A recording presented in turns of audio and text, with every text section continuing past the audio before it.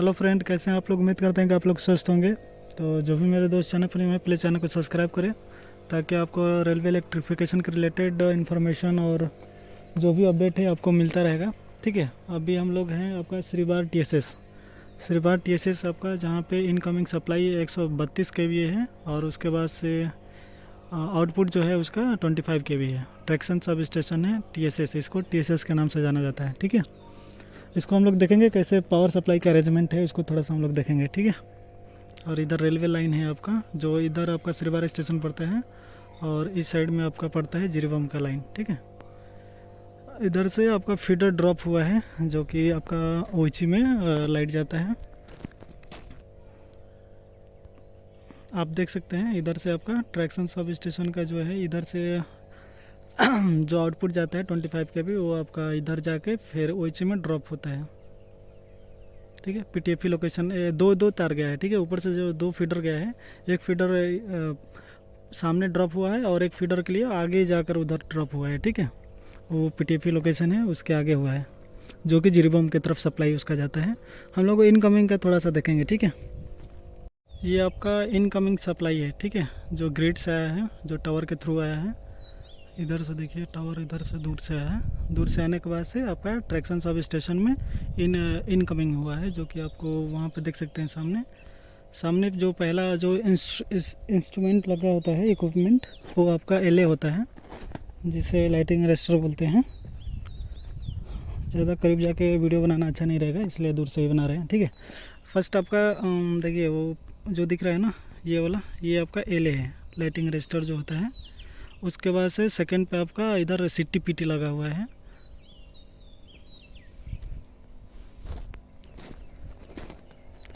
CTPT में देखिए आपका पीटी में वर्ली एक सप्लाई आके टर्मिनेट हुआ है और सिटी में आपका इधर सप्लाई इनकमिंग उधर से ही आया है। फिर उसके बाद से आपका ये आपका जो आइसोलेटर है, आइसोलेटर के थ्रू फिर आउटपुट गया है ऊपर।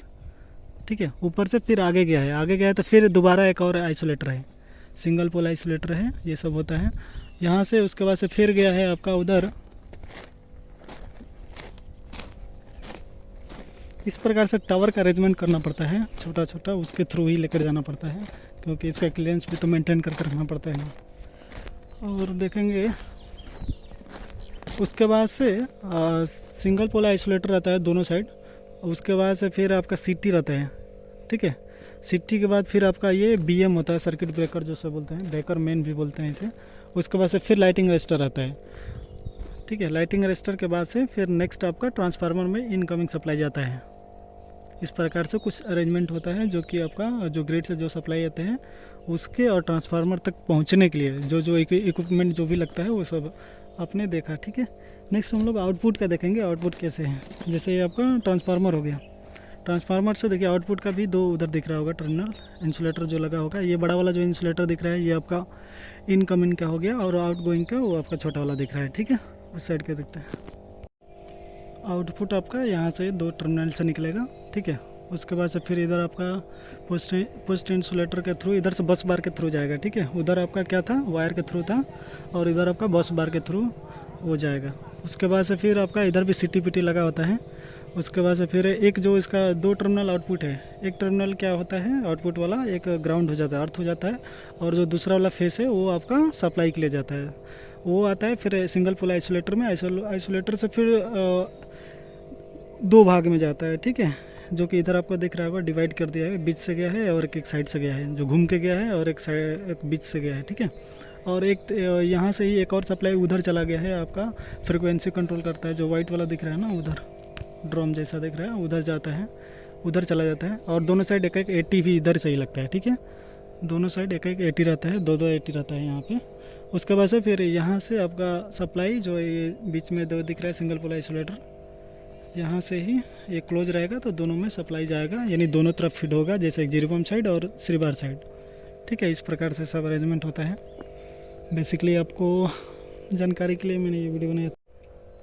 और इधर का जो खाली दिख रहा है ना, इस साइड का जो खाली है, यहाँ पे भी एक 80 के लिए बनाया गया, स्पेयर साइड के लिए। ठीक है, जब इधर भी जब मूवमेंट ज़्यादा हो जाएगा तो इधर भी एक और ट्रांसफार्मर लगा के आदमी मूवमेंट कर सकता है। ये स्पेयर साइड है इसलिए इधर खाली है, उस साइड सब इक्विपमेंट लगा हुआ है। ठीक है, और इधर आपका ये जो ड्रम टैंकर टाइप का दिख रहा है जो बनाया गया है, इधर आपका ऑयल का टैंकर है, जो कि ट्रांसफार्मर ये का जो ऑयल चेंज करना होगा तो इसमें खाली करके फिर उसको रिफ़िल किया जाएगा।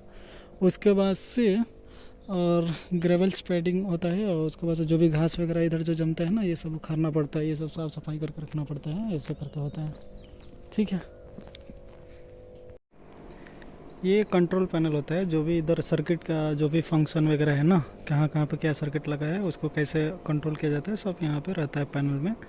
उससे उसका इंडिकेट चलता है कैसे कैसे वो चल रहा है। ठीक है। और यहाँ से ही पूरा कंट्रोल किया जाता है। और इसके ऊपर भी आदमी रहता है कंट्रोल करने के लिए, जो कि लमडिंग में वो बैठता है, उसको टीपीसी बोलते हैं, ट्रैक्शन पावर कंट्रोलर। वो लोग क्या करता है पूरा, मतलब यहाँ पे कोई आदमी नहीं भी रहेगा तब फिर भी वो लोग वहाँ से ऑपरेट करके बंद कर सकता है, चालू कर सकता है। ये सब इसका सिस्टम होता है। ठीक है। ये सब इसका प्लस पॉइंट में यही रहता है कि यहाँ पे स्टॉप रहे या ना रहे, स्काडा के थ्रू टीपीसी में जो आदमी रहता है वो कंट्रोल करता है। कोई पावर ब्लॉक लेता है या कोई भी कहीं कुछ प्रॉब्लम हो गया तो वो लोग वहीं से बता सकता है, वो लोग लर्निंग से ही बता सकते हैं कहाँ पर क्या फॉल्ट आया है। ठीक है।